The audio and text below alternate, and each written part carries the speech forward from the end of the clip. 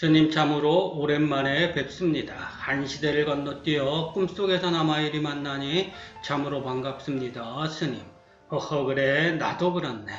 정처 없는 만행을 떠나며 자네와 동행하기로 원했는데 자네가 마다함으로는 처음이지? 마다하다니요. 무슨 말씀을요? 제가 가야 할 길이 있기에 그리 말씀드렸을 뿐인데요. 자네를 탓하는 게 아닐세. 참으로 오랜만에 만나 반가운 마음에 하는 소릴세. 이렇게 뵈니 청암사에서 스님을 처음으로 뵌 일이 생각나네요. 청암사 위로 올라가면 수도암이라고 있는데 그곳에서 스님이 계실 때였죠. 그래, 청암사 조실로 있던 만우당인에게 금강경 강론을 부탁했지. 아마 그 시절에 자네를 만났을 게야.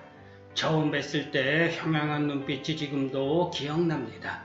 스님은 그 눈빛으로 저를 쳐다보시며 무슨 볼일이 있어 찾아왔느냐고 물으셨지요. 저는 어떻게 하면 도를 깨달아 열애를 볼 수 있느냐고 물었습니다. 참으로 간절한 마음으로 물은 것인데 스님은 대뜸 잘못 왔다고 하시며 돌아가라고 말씀하셨습니다. 그래 생각나는군. 똑똑해 보이는 젊은 승려의 얼굴에 짙은 간절함이 서려 있더군. 하지만 애초부터 물음이 잘못되었네. 스스로 깨쳐야 할 것을 남에게서 얻으려 한 꼴이니 말일세. 그래서 말했지 길을 잘못 들었으니 어서 돌아가라고. 도반이 남해와 온갖 고난을 겪으며 오랫동안 스님을 찾았습니다. 도를 깨닫는 일이 그만큼 간절했으니까요. 제 모든 걸 버리고 여기까지 왔는데 돌아가라니요. 어디로 돌아갈 수 있단 말입니까? 그래서 스님에게 외치듯이 말했습니다. 돌아갈 곳이 어디 있기에 돌아가라 하십니까, 스님? 어디로 돌아가느냐는 자네의 말을 듣자마자 정신이 번쩍 들더군. 예사로 대해서는 안 되겠다고 생각했지. 한술 더 자네는 온 것도 없거늘 돌아갈 곳이 어디 있느냐고 외쳤네. 참으로 맞는 말이 아닌가. 온 곳과 돌아갈 곳을 나누는 마음으로 어떻게 깨달음을 이룰까. 스님 입가에 신락같이 흐르는 미소를 저는 똑똑히 보았습니다. 아, 드디어 스님 문화에서 공부할 수 있겠구나 생각했지요. 순간 스님의 주장자가 제 어깨에 닿았습니다. 저는 이내 허리를 고쳐 세우고 자세를 바로 했지요. 암자가 들썩일 정도로 커다랗게 웃음을 터뜨리는 스님의 모습을 어떻게 잊을 수 있을까요? 그 웃음소리를 들으며 저는 스님에게 큰 절을 올렸습니다. 문화에 받아주시어 감사한 마음을 표현한 것이지요. 자네는 내게 어떻게 공부하면 도를 깨우치고 열애를 볼 수 있느냐고 물었다. 그렇지? 예, 그렇사옵니다, 스님. 언제던가 내가 자네를 불러 한 가지를 일러주었지? 기억나는가? 물론입니다. 저에게 처음으로 내려주신 말씀이신데 어떻게 잊겠습니까? 일찍이 부처님께서는 금강경에 이렇게 이르셨지. 무릇 정상이 있는 것은 허망한 것이니 만일 모든 형상이 있는 것이 아님을 알면 그때 열애를 보게 될 것이니라 라고 말이야. 참으로 명쾌하지 않은가? 허망한 형상에 매이면 결코 열애를 볼 수 없다는 말이 이 말에는 스며있네. 스님의 말씀을 듣자마자 저는 알 수 없는 힘이 마음 깊은 자리에서 뻗어나오는 걸 느꼈습니다. 저도 모르게 그 구절을 따라 읊었지요. 순간 마음 한구석이 환하게 밝아지는 느낌에 빠졌습니다. 호련히 밝아진 눈으로 세상을 보는 그 순간의 기쁨을 어떻게 말로 표현할 수 있을까요?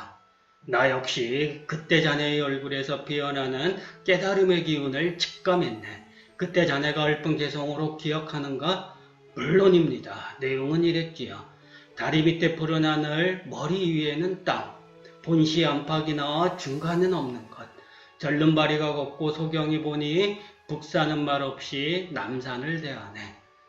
지금 들어도 마음을 울리는구나. 이후로 자네는 참으로 열심히 수행했지. 자네만큼 수행에 매진한 이도 별로 없을 게야. 과찬의 말씀이옵니다, 스님. 스님 문화에 있었기에 그만큼 빨리 깨달을 수 있었지요. 자네가 두 번째로 개호한 게 여러 주자들과 함께 차를 마시던 때지? 예, 그렇습니다. 그때 스님께서는 옛 조사의 소녀를 저희들에게 들려주셨지요. 내용은 이랬습니다. 어떤 것이 진실로 깨닫는 소식인가? 남산에 구름이 일어나니 북산에 비가 내린다. 이 노래를 들려주시고는 저희들에게 이 뜻이 무엇인지 물으셨지요. 맞아, 그랬지. 아무도 입을 열지 않아 참 많이 답답했었네. 많고 많은 수자들 가운데 이런 물음에 대답할 사람이 하나 없다니 말이야. 너무도 안타까워 주변을 둘러보는 순간 갑자기 자네가 문을 벌컥 열지 않겠나? 그리고는 이렇게 외쳤네. 창문을 열고 앉았으니 기와담장이 눈앞에 있도다. 스님, 아직도 그것을 기억하십니까? 저는 그저 눈앞에 보이는 상황을 그대로 말했을 뿐입니다. 그 무엇에도 구애받지 않는 세상을요. 그 말을 듣고 나는 가슴이 뻥 뚫렸네. 나 또한 천비공처라는 말을 듣고 한순간에 깨달음을 얻었네. 콧구멍이 없는 소라고 말하지 않는가? 콧구멍이 없는 소처럼 자유로운 존재가 어디에 있단 말인가? 그때 스님께서 제게 전한 말을 똑똑히 기억하고 있습니다.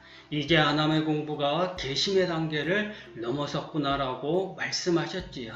그랬지. 자네의 깨우침을 정식으로 인가했지. 하오나 스님, 그 또한 완전한 깨우침이 아니었습니다. 스님 곁을 떠나 해인사에 머물며 전등록을 읽다가 저는 그만 눈앞이 캄캄해지는 구절과 맞닥뜨리게 되었습니다. 무슨 구절이었는가? 석두선사와 약산선사의 선문답이었습니다. 한가로이 앉아있는 약산을 보고 스승석두가 거기서 무엇을 하느냐고 물었지요. 약산은 곧장 아무것도 하지 않는다고 답했습니다. 일체불이 곧 아무것도 하지 않는다는 이 구절을 도무지 타파할 수 없었습니다. 저는 출가하던 때의 소박한 마음가짐으로 돌아가 새롭게 자신을 정립해야 한다는 걸 새삼 느꼈습니다. 내가 자네를 동도사대원 선언의 조실로 청구했을 때지? 맞습니다. 마음속에 풀리지 않는 의구심을 간직한 채로 저는 동도사로 갔습니다. 6년 동안 젊은 수자들을 지도했지만 마음속 의구심은 여전히 풀리지 않았습니다. 어떻게 그 의심을 풀어냈는지 듣고 싶구만. 이 화두를 풀지 않으면 저는 앞으로 나아갈 수 없다고 생각했습니다. 두미산 서림사에 있는 우두암으로 옮겨 용맹정진을 계속했지만 그럴수록 더 깊은 무명에 빠져들 뿐이었습니다. 그렇게 시간은 흘러 봄이 가고 여름이 가고 가을이 가고 매서운 바람이 부는 겨울이 왔지요. 어느 날 부엌에서 불을 지피는데 깊은 어둠 속에서 불을 지피듯 진리의 빛이 타오르는 걸 보았습니다. 어떤 미혹도 스며들 수 없는 깨달음이 마음 깊은 자리에서 올라왔지요. 거센 비바람이 불어도 쓰러지지 않을 빛이었습니다. 그때 저는 이렇게 오도송을 읊었습니다. 부엌에서 불 지피다 호련히 눈 밝으니 이로부터 옛길이 인연 따라 분명하네. 만일 누가 닮아 스님이 서쪽에서 오신 뜻을 나에게 묻는다면 바위 밑 샘물소리 젓는 일 없다 하리. 과연 깨달은 자의 노래라고 하겠구나. 지금도 그 마음을 온전히 간직하고 있느냐? 예, 스님, 어떤 상황에서도 이 마음을 잊지 않고 살고 있습니다. 그래, 그러면 되었네. 그건 그렇고 내가 정처 없는 만행을 떠날 때 자네와 동행하고 싶은 마음을 전했지? 글 한 편과 시 한 수로 그 마음을 표현했었네만. 스님께서는 당신의 천성이 화광동진 곧 오타각세의 사바세계에서 중생과 인연을 맺어 함께 지내는 걸 좋아한다며 순직하고 학문이 고명한 하남과 같이 보낸 지난 1년이 그립다고 말씀하셨습니다. 덧없는 인생은 늙기 쉽고 좋은 인연은 만나기 어렵다는 말로 이별의 섭섭한 마음을 내비치기도 하셨지요. 서로 알고 지내는 사람은 천하에 가득 차 있지만 진실로 내 마음을 알고 있는 사람은 과연 몇이나 되랴라는 말씀이 기억납니다. 제자이자 지음으로써 저와 맺은 인연을 소중히 여길 거라는 말씀을 지금도 가슴에 새기고 있습니다. 스님께서는 글 말미에 시 한 편을 남겼지요. 북해에 높이 뜬 붕새 같은 포부, 변변치 못한 곳에서 몇 해나 묻혔던가. 이별은 애살아서 어렵지 않지만 뜬 목숨 흩어지면 언제 다시 만날 수 있으랴. 그때나 지금이나 자네를 향한 내 마음은 변하지 않았다네.